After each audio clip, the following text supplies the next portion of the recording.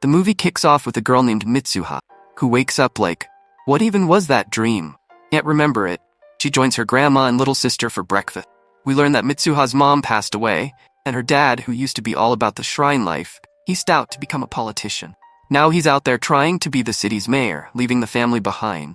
While munching on breakfast, they're watching the news on TV, which is all about a comet called Doomkatu that's going to zoom past their village. The broadcast warns that this comet only swings by once every 1,200 years and could cause some serious chaos if it drops in. Later at school, Mitsuha finds a weird message in her notebook that says, "Who are you?" When the teacher calls on her, she stands up, and the teacher jokes, "Well, at least you know your own name."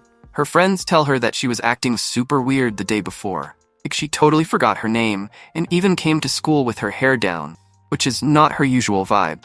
Mitsuha's like, "What? I don't remember any of that. It's like a dream." That night, Mitsuha and her sister do a traditional dance with their grandma. As part of their ritual, they chew on rice and spit it into a container to ferment and make sake, which is like fancy rice juice for grown-ups. Mitsuha feels majorly embarrassed when her friends see her doing this and start giggling. She's so over her boring village life and cries out, wishing she could be reborn as a hot boy in Tokyo. The next morning, bam! Mitsuha wakes up and realizes she's in a totally different place. She's now in the body of a teenage boy in Tokyo. First, she's like, is this some kind of dream? But then she goes to school and everyone's acting like they know her. She's confused, but also kind of loving it. Her new friends take her to a cafe, and Mitsuha is low-key vibing with the city life. It's way more exciting than her usual village routine. So while Mitsuha's chatting with her friends, she gets a text saying she's late for work. Totally confused, she asks her friends where she works, and they're like, "Wait, you don't know? You work at a restaurant." At the restaurant, Mitsuha's struggling hard, like she's never even seen a plate before. She's all over the place, but can't help feeling excited about all the new stuff. Before hitting the hay that night, Mitsuha writes her name, Mitsuha, on her hand, hoping it'll help her remember who she is when she wakes up. The next morning, she's back in her own body in her village. Meanwhile, the boy she was in, Taki, wakes up super confused, like he just binge-watched a crazy dream. Turns out Mitsuha and Taki have been swapping bodies. Taki, now in Mitsuha's body, is dealing with village life, while Mitsuha is living it up in Tokyo. Their friends and family are noticing they're acting super weird, like they've been possessed by aliens. Realizing they're switching bodies, Mitsuha and Taki start leaving each other notes about their daily lives, what they've eaten, and other crucial deets. As the comet's big debut approaches, Mitsuha leaves a note for Taki, saying she set him up on a date with one of his coworkers. Taki's stoked and goes on the date, but the girl's like, "You seem off, like you're thinking about someone else." Taki's all, uh-oh, and starts feeling some feels for Mitsuha. Back at home, Taki reads Mitsuha's note that says the comet Doomkatu will be showing up in the sky that day. He looks up but sees nada. He tries calling Mitsuha, but her phone's straight up ghosting him. Meanwhile, Mitsuha is totally fangirling as she watches the comet split into two right above her village. Time zooms by and Taki isn't swapping bodies with Mitsuha anymore. He's seriously missing her and wants to find her again, but he's got zero clues about where her village is. So, he starts drawing a map from memory, sketching out places like the school and the temple. Taki and his friends hit the road to find this elusive village, but it's like searching for a needle in a haystack. They finally crash at a restaurant to take a breather. At the restaurant, a chef spots Taki's doodles and is like, "Hold up, I know this place." Turns out, he was born in the village Taki's looking for. The village is called Itomori. Taki's pumped, but then the chef drops a bombshell. Back in 2013, a comet chunk named Doomkatu smashed into Itomori, leveling the whole place and killing everyone. Taki's heart sinks as he rushes to where the village used to be, but all he finds is a big crater that's now a lake. Feeling totally crushed, Taki digs into more research and finds a book listing the names of the people who died in the disaster, including Mitsuha. To make things worse, the messages Mitsuha sent him are now missing from his phone. He starts to wonder if any of it was real.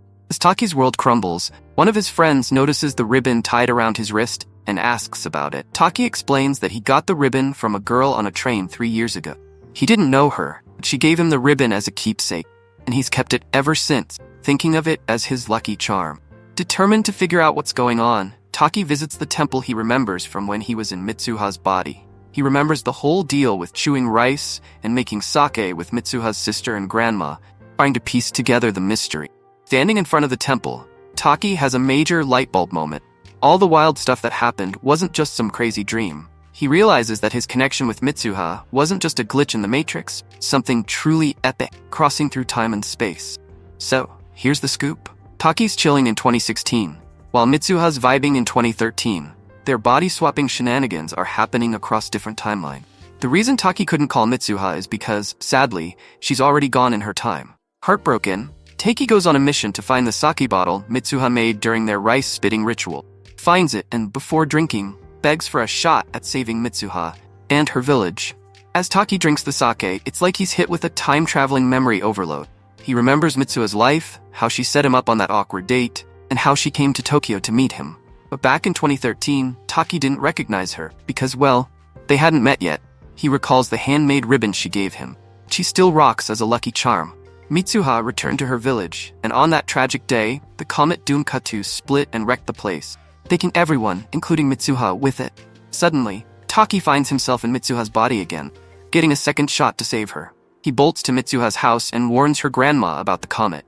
The grandma's like, "Whoa, you're not Mitsuha," and talks about how weird dreams and feelings have run in their family, even to Mitsuha's mom. Realizing the grandma's a bit confused, Taki figures out if he's in Mitsuha's body, then Mitsuha must be in his. And sure enough, Mitsuha's in Taki's body, exploring Tokyo in 2016. She's blown away by the future city and discovers the crater lake from the comet strike. She realizes her village is history, and she's living 3 years ahead of her time. As dusk rolls in, Mitsuha hears Taki's voice calling out to her. Even though they're stuck in different years, they can kind of feel each other's presence. Can't actually see each other, because of the time gap. The sunset casts a magical vibe, and both Taki and Mitsuha start to panic as they realize they're running out of time.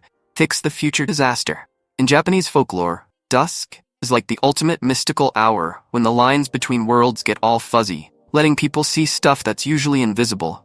As the sun dips below the horizon, Taki and Mitsuha finally get to meet face to face for the first time. Taki hands back the hairband to Mitsuha, saying, "I might not have known you before, but I definitely do now." They share a super emotional moment, watching the comet Doomkatu split into two in the sky. It's like their last chance to make things right. Realizing that they might forget each other because of the timeline mess, Taki tells Mitsuha to write his name on her hand, and he starts scribbling on hers too. But just as Mitsuha writes on Taki's hand, she begins to fade away. In a frantic rush, Taki tries to write his name on Mitsuha's hand, totally blanks out. Instead, Mitsuha sees that Taki wrote, "I like you," which is super sweet and unexpected. Determined to save her village, Mitsuha rushes to her dad, practically begging him to evacuate everyone because she's sure the comet's gonna split and wreck the place. Taki told her so. At first, her dad's like, "Yeah, right," but then he sees the comet splitting in the sky and starts freaking out. They scramble to evacuate everyone to a nearby school, just in time before the comet hits and obliterates the village. Thanks to Mitsuha's warning, everyone's safe at the school. Meanwhile, back in Tokyo, Taki's got no memories of Mitsuha or the comet. He's back to his usual life, feels like there's this huge empty spot in his heart, like he's missing something big. Mitsuha, now in Tokyo with her family, feels the same weird longing, like she's searching for something she can't quite put her finger on. One day, while they're riding on different trains, they spot each other through the windows. It's like a major, "Whoa, I know you" moment. They both bolt off at their stations, desperately hunting through the crowd to find each other. After a tense moment where they almost miss each other, Taki calls out to Mitsuha, asking if they've met before. With tears welling up, Mitsuha replies, "I think so." Overcome with emotions, they ask each other, "What's your name?" The story wraps up on a super hopeful note, hinting that even with all the time and memory mess, Taki and Mitsuha's bond is strong enough to bring them back together.